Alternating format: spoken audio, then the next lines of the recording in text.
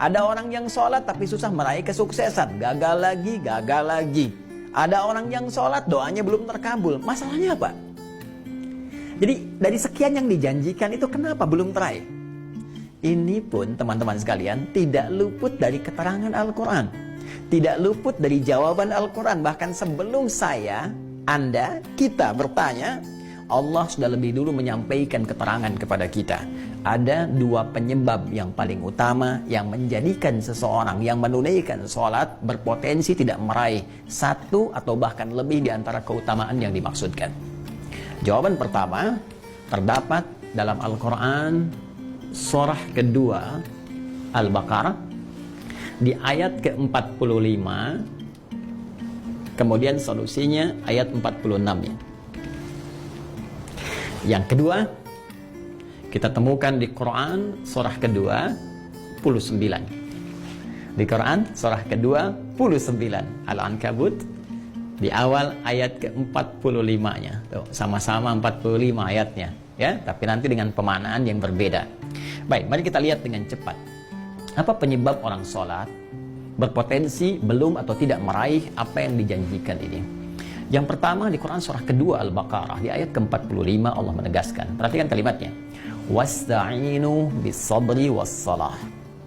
Dan jika engkau punya persoalan dalam kehidupan, terima dengan sabar. Itu untuk meningkatkan kualitas hidupmu. Dan dengan itu kemudian kau bawa dalam sholat, mintakan solusi kepada Allah. Was-salah, tunaikan sholat, minta solusi kepada Allah. Wa innaha lakabiratun illa 'alal khashi'in. Namun penting kau sadari, sholat itu tidak mudah engkau lakukan. Awas, hati-hati tuh, ya. Ketika Allah menyandingkan sabar dengan sholat dan membandingkan keduanya, ternyata tingkat kesulitan menunaikan sholat itu lebih dibandingkan dengan sabar. Hati-hati. Artinya kalau orang tidak sabar menunaikan sholat, orang tidak serius menunaikan sholat, itu sulit kemudian akan menunaikannya dengan sempurna. Jadi lebih mudah dalam bandingan Al-Quran, lebih mudah kita belajar berikhtiar untuk sabar dibandingkan kita menyempurnakan untuk menunaikan sholat dengan baik. Kalau kita tidak serius.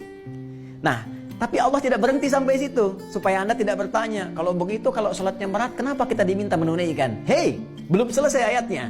Allah berikan jalan supaya sholat ini mudah ditunaikan oleh kita. Tapi kalau Anda nggak ikuti jalannya, tetap akan sulit bagi Anda. Jelas, seperti Anda nggak tahu ilmu sabar. Karena nggak tahu ilmu sabar, susah bersabar. Nggak tahu ilmu sholat, ya susah sholat dengan baik. Maka ayatnya kemudian memberikan penjelasan kepada kita, illa 'alal khashi'in, kecuali bagi orang-orang yang khusyuk dalam sholatnya. Jadi untuk menjadikan sholat itu termaknai, sholat itu mudah kita tunaikan, sholat itu benar kita tunaikan, kata Al-Quran pertama, tunaikan sholat itu dengan khusyuk. Ini poinnya. Khusyuk. Jadi kalau kita ingin meraih keutamaan-keutamaan ini yang dijanjikan, hal-hal yang tadi dimaksudkan, maka syarat pertama kata Allah, tunaikan dengan khusyuk. Kalau nggak khusyuk jadi berat sholatnya. Kalau nggak khusyuk jadi beban sholatnya. Jangankan saat menunaikan sholat, saat dengar azan pun jadi seakan beban. Suara apa ini? Ini kok panggilan tiap hari datang terus? Ya Allah, iman Anda di mana, Cepi? Jadi kalau kita nggak khusyuk susah. Nah, karena itu penyebab yang pertama kalau ada orang belum meraih apa yang dimaksudkan, boleh jadi sholatnya belum khusyuk. Pertanyaan susulannya, bagaimana supaya kita bisa khusyuk sholatnya ya Allah? Bagaimana cara khusyuk yang baik itu? Maka Allah memberikan jalan kepada kita. Jalan pertama langsung di ayat ke-46-nya. Ini poinnya. Perhatikan caranya. Alladzina yadhunnuna annahum mulaqu rabbihim. Satu. Wa annahum ilaihi raji'un. Dua. Nah, ini rumus cepat untuk khusyuk dalam sholat. Ya, bagian pertama, rumus cepat untuk khusyuk. Kata Allah, alladzina yadhunnuna annahum mulaqu rabbihim. Orang khusyuk itu adalah orang-orang yang saat akan sholat. Awas, tolong garis bawahi. Ternyata khusyuk itu dimulai fasenya dari sejak akan sholat. Jadi jangan langsung dipahami saat sedang sholat. Ya, karena ternyata kekhusyuan itu untuk mendatangkan kekhusyuan fasenya dimulai saat akan sholat. Nah, orang khusyuk ini udah kelihatan saat akan sholat. Bagaimana penampakannya?